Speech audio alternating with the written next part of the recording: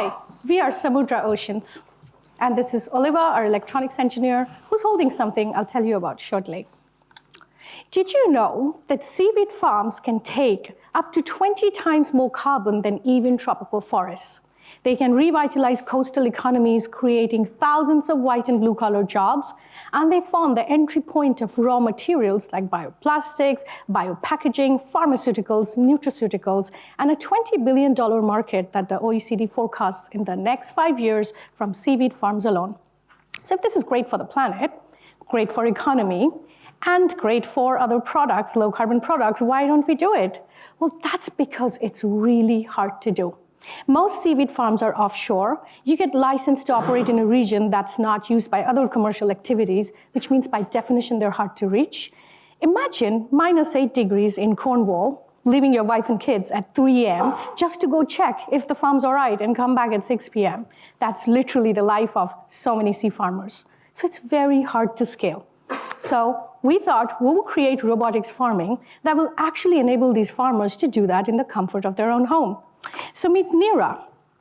This device is a robotic sond that goes under the surface of water, and it basically measures light, salinity, temperature. It has a camera that takes pictures, and all of that gets sent back through this buoy to the surface, which has solar panels for power and communication with satellites as well as 4G. What that means is, in a sense, you're monitoring your farm from hundreds and thousands of kilometers away. So instead of being on a boat on a cold, rainy day and freezing and falling sick and wasting fuel and money and labor, you would literally be having, well, hopefully a cup of tea. And what happens if you're not looking at your dashboard, you're not looking at this fantastic data that we like to look as engineers, but maybe not farmers? Well, that's when you get a text. Good morning, Charlie, your lines are entangled. Do you want to get on a boat today? And when you get that text, you get on a boat, because it means this is grade 1 disaster coming up. And if you don't get that text, you don't have to, unless you really want to. And this reduces the number of boat trips and operational maintenance expenditure to 15% of what it was before, 15%.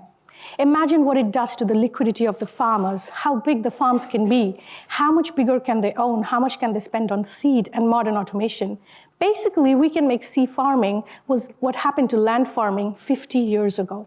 A total revolution in scale. And not only can we do it for seaweed, it actually works for crustaceans, even marine restoration projects, pretty much the same hardware with a slightly different software, although we have just started with only seaweed farms. I want you to know that the team behind this absolutely crazy idea aren't people who are doing this for the first time. We've done a bunch of crazy stuff. This is my 4th venture in deep tech. My co-founder, Alex, has been in marine sciences for a while, and all the others have also built and exited companies in the past. And between us, we have 7 exits in deep tech in the last 5 to 10 years. So we can think of crazy ideas. We can pull it off, rest assured.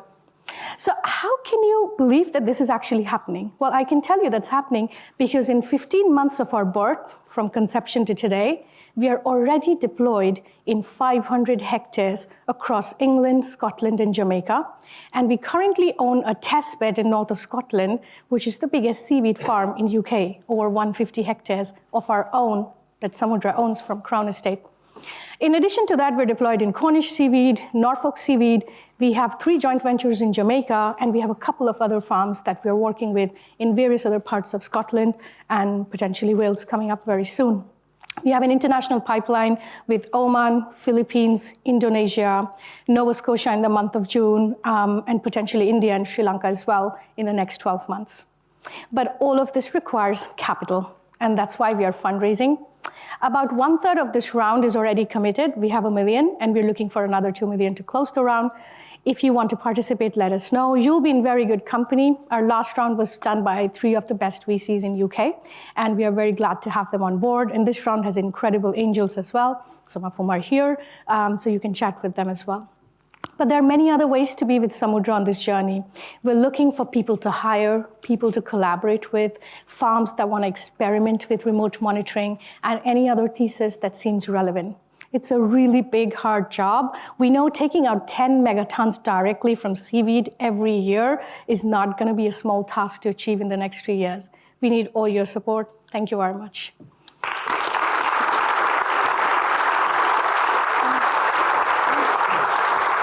Joyce, thank you very much indeed. Well done on a brilliant pitch. Time for questions now. And we kick off with one while we're waiting for our audience questions to come in about how you will make money. Yep. So we've just grown 20 tons of food-grade kelp using our automation. We are harvesting next week, and it's already prepaid for. So we work on revenue share with the farmers for now. But to be honest, we could be a straightforward tech company like, John Deere of the ocean, just buy the tag and the software and pay. But for now, we are doing partnerships because this is a new tag, and farmers like to have a bit of a service and a package around it. We've had a question in asking how much area one robot or boy can cover. So this entire unit, would you come here to the light? This entire unit amongst itself, he's dying. This is very heavy and he's dying, right? He's like, this is not what I signed up for my job. So between this unit, they're like kind of connected.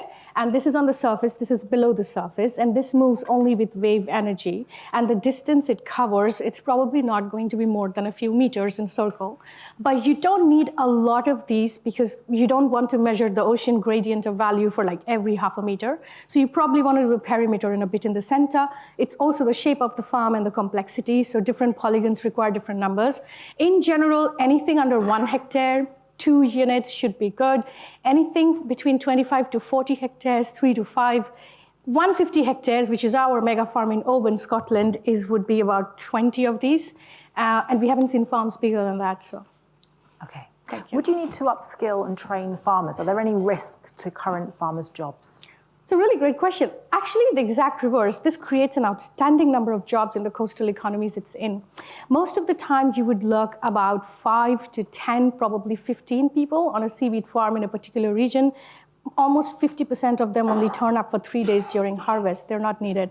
Whereas with our potential, because they scale the farms to 100 times bigger, you suddenly have created a lot more white and blue collar jobs with checkbox multiple UN SDGs. And that's also, we've been funded by various UN organizations because of this coastal revitalization part of it. So it actually creates a lot more jobs. Do we need to upskill and train? Not really, because it basically you throw and it works and they all know how to use a smartphone app that just texts you. But do they need to be a bit comfortable, not to operate, but just to trust us? For sure. So we work very closely with them because sea farmers are like, well, is this going to work? Why do you want me to they have lots of inhibitions. So yes, we need to bring them on board, but not so much to operate, more for psychological safety. Okay. How much does one unit cost? So one unit would cost anywhere between 5,000 to 10,000 pounds, depending on the module. So these are modular. You don't need all the modules in every single part of the farm. Sometimes you need cameras, sometimes you need only lights, so it depends.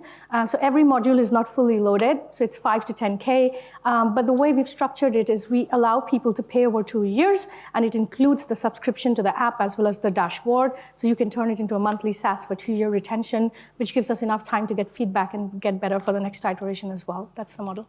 Okay. Talk to us about your considerations for the environment and biodiversity, especially with monocrop seaweed. Yeah, that's absolutely a wonderful question. What we found, and we've learned this too, is that there is rarely monocrop seaweed. All our seaweed farmers grow crustaceans. There's rarely anyone who's just growing seaweed, because when you get license for a sea farm, you get license for the seabed, and you have the entire column of water. And so you're not just going to grow things on the top. You're going to grow things everywhere. That's just value for money. So everyone has oysters and mussels. And the good thing is our device can kind of monitor all of them, dissolved oxygen, pictures, temperature, all of the same things. So you can have multiple crops monitored by a single device. We are yet to see pure monoculture. To be honest, almost everyone does multiple things. We've gone with that. But if someone were to do a huge monoculture farm, like 1,000 square kilometers, would we work with them?